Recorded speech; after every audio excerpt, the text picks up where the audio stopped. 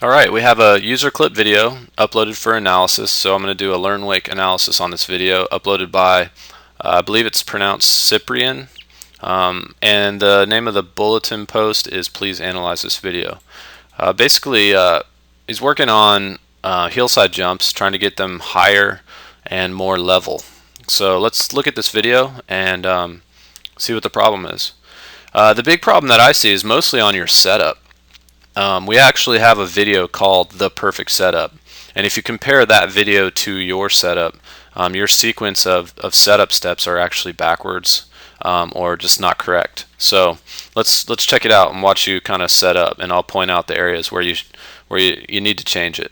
So obviously you edge out like normal, but here's the big difference.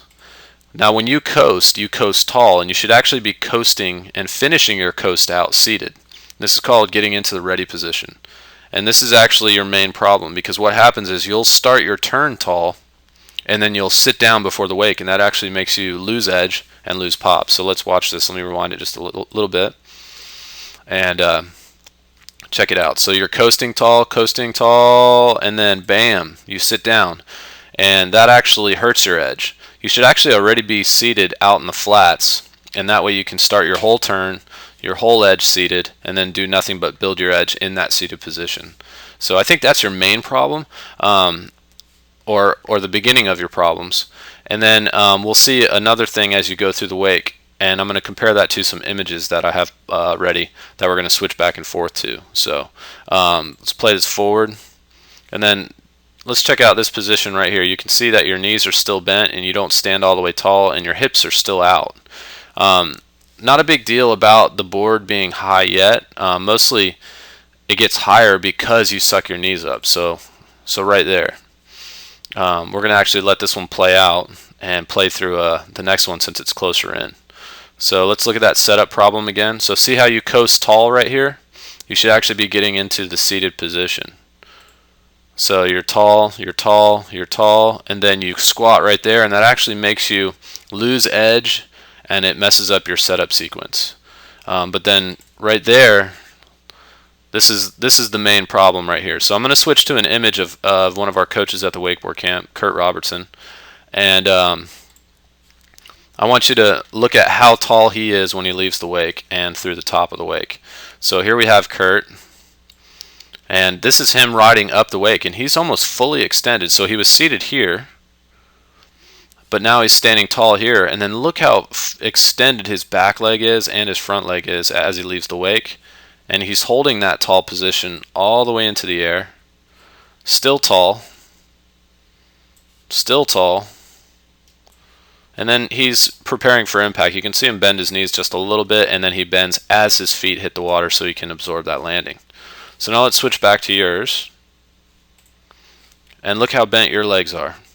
And then as we play it forward, so let's go back to Kurt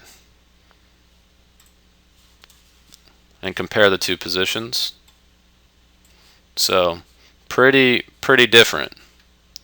Go back to you and kind of click back and forth. So see how you bring your knees up, and that's the big source of your problems. If your shoulders aren't that unlevel, it's just your board because of your knees. So if you stood tall and just stayed taller throughout your flight, you'd have a much better position. So let's play through this and look at some more.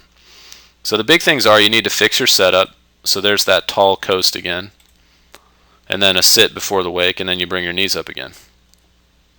And that's kind of the trend with all your jumps, and that's what you need to change. Now these are, whenever someone stays straight in the air all the way through, we call these dead sailors or straight airs.